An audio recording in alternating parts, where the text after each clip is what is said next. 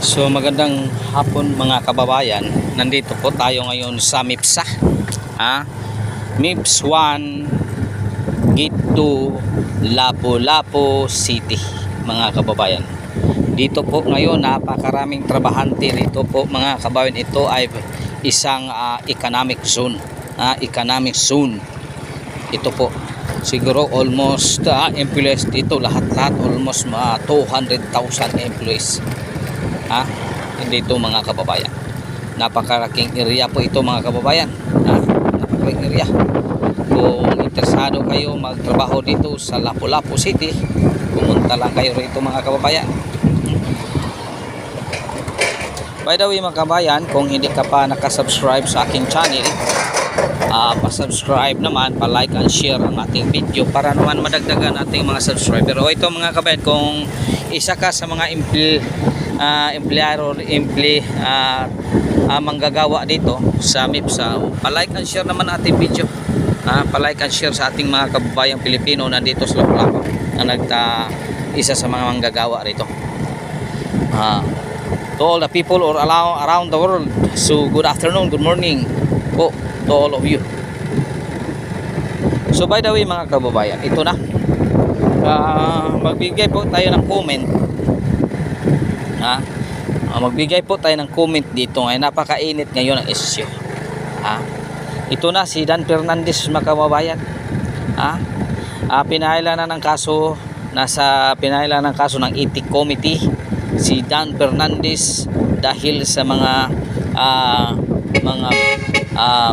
sinasabi niya na ang abogado, wag kang kumonsulta sa mga abogado dahil pinipirahan para mauubos ng pira mo dyan. Kalain mo dyan, isa kang mambabata, sabihin mo yan. Saan sila sumalisay para sa iyo? Kaya pinahila na ito ni Attorney Topacio ng sa ethics complaint. Ethics complaint, pinalain na ito sa ethics complaint para magtanda ito si Dan Fernandez. Ito ay isa napakapastos, napakapastos na tao ito. Parang akala niya hindi na siya maalis sa pisto. Akala niya hindi na siya palaging nandyan siya sa posisyon niya bilang isang congressman. Hoy Fernandez, kung lifestyle chick ang buhay mo,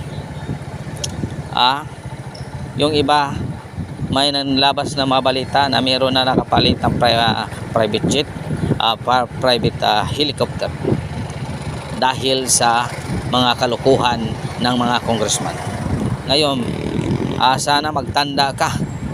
Pinailang ka ng Ethics Committee ng complaint bilang isang pagdisiplina sa inyo. Aywan ko lang kung itong mambabatas na iba o ito ba ay tutuhanin. Kasi mayroon ng mga mambabatas dyan na convicted pero hindi pa rin naalis. Hindi pa rin naalis. Yung inaatupag ay pag gumawa ng impeachment complaint.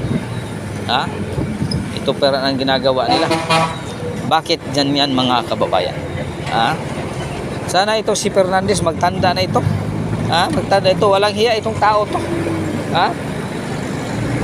Kaya nga magkabuhol-buhol lang gumawa sila ng batas, hindi pero ano pang sabi ni Topacio? Gusto nila patatahimikin ang mga vlogger dahil dito sa mga vlogger nasasaktan sila sa mga sinasabi. Dahil ang media, ang mainstream media, nababayaran man nila kaya hindi binabalita yung mga kalukuhan na ginagawa ng ating mga congressman. Ginagawa ng kalukuhan ng ating mga congressman kaya hindi binabalita. Ayun. Ano na mga kababayan, ito na nangyari. So by the way mga kababayan, nandito na po tayo ngayon sa Lapu-Lapu City in center. Kung isa ka sa mga taga Lapu-Lapu na subscriber ko, salamat po sa inyo dahil patuloy po kayong naniniwala sa akin. At sa mga taong din bumubyo sa akin mga video, maraming salamat po. Kahit hindi ka nag-subscribe sa akin, magpapasalamat pa rin ako sa inyo. If you are looking for my video. Thank you very much to all the people around the world. You because you trust me. So it's the beautiful things I ask you from the best of my heart to subscribe the channel and share my video. Thank you very much mga kababayan. Ito na mga kabayan, pinaila na si Dan Fernandez sa ethics complaint para magtanda ito. Dahil sabi niya, hindi na kailangan ba abogado, nandyan yan sa Google. Kaya sinasabihan siya si Mr. Google. Si Mr. Google daw siya. Kaya nga ano na ngayon, kaya ang ating batas nagka-Google na. Kaya ang batas ngayon nagka-Google na. May mga blank na. Iba rin ang mga nagka-Google na mga kababayan. Kaya nagkalit-silit na ang batas natin. Kaya ganun na ang ating mga kababayan, ang ginagawa nilang batas ngayon may mga blank na sa budget 2025. Dan Fernandez, ano nang nangyari sa inyo? Ano na ba ang katotohanan ngayon? Sige pa kayo mag-cite on contempt, kaya pinahiya ka ni Marcolita at si Rocos Rodriguez. Para sabihin mo ikaw ay nagmamarunong. Ang problema ng ating bansa ay ang kurente bakit mataas.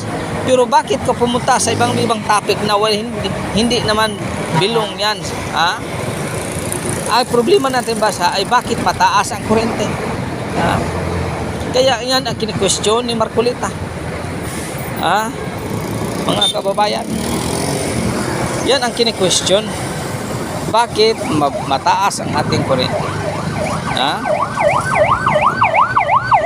Bakit mataas ang ating kurente mga kababayan? Kaya ngayon nagkabudol-budol na. Kaya mga kababayan, sa ngayon pa lang marami ng taong hindi naniniwala sa administrasyon nato. Dahil sa kagawan ng mga congressman na gumagawa ng batas na hindi mga abogado. Kasi i-google lang daw nila i-google lang daw nila gumawa. Ano sabi ni Topacio? Bakit gagawa pa ka ng batas? Meron na. Meron na live bill. Only in the Philippines lang ang nagumagawa ng ganyan. Sabi ni Topacio, bakit hindi ka kung nasaktan ka, mag-file ka ng kaso.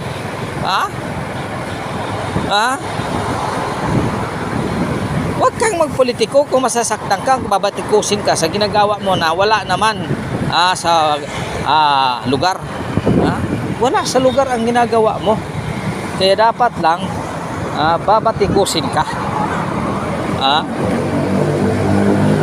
Ngayon, patuloy pa rin ang iyong investigation. Patuloy pa rin ang investigation ninyo sa ano ito? Riding in tandem. Sus, Ginoo ko Santissima.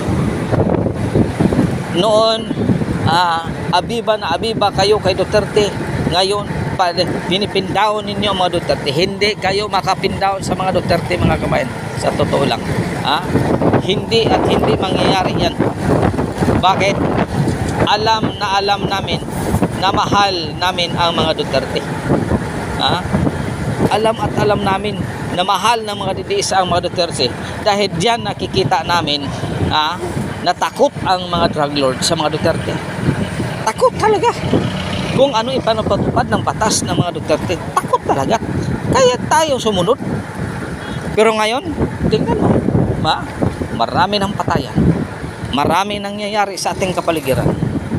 Ngayon, sasabihin na ninyo, kung ligtas ba kayo makakalakad sa daan ng gabi? Sabihin ninyo. Kayong mga congressman, lumakad kayo doon sa Colon. Kayo lang mag-isa. Papunta ka sa mga daanan na mga liblib na daanan. Titingnan natin kung ang tiyan ninyo hindi ba tamaan ng barbecue stick. Titingnan natin yan. So by the way mga kabayan, hanggang dito na lang po, pero medyo traffic naman. So maraming salamat po mga kababayan. Maraming salamat po sa inyong suporta. Hanggang dito na lang po mga kababayan. God is good all the time. God is good. pitching your kaninyong tanan mga kababayan. Walang imposible sa Panginoon mga kababayan na baguhin ang ating buhay. Ha? Sa totoo lang, walang imposible sa Panginoon. Kung baguhin ang ating buhay, God is good all the time. Nandyan sa Panginoon ang lahat. Trust me mga kababayan. Trust me. Sa Panginoon, ang Panginoon lang ang magbabago sa buhay natin. Hindi ang tao ang babago sa ating buhay, kundi ang Panginoon lang. Kung ibigay sa atin ang lahat, napakaganda. Bigyan natin. Maraming salamat po mga kababayan. Nandito po na tayo sa Karahan itong tanda na bridge na to, connecting Mandawi and Lapu-Lapu. Papunta po tayo ng Mandawi City mga kababayan. Ito na, tingnan mo. Tingnan mo. Napakahangin mga kababayan. Mahangin talaga. So hanggang dito, tingnan mo na ang view dito mga kababayan. Overlooking talaga mga kababayan. Tingnan nyo. Tingnan nyo mga kababayan. Napakagandang view dito. Pero masyadong mahangin. Maraming salamat po mga kababayan. Look at the view. This is the beautiful view from the Cebu City, Philippines.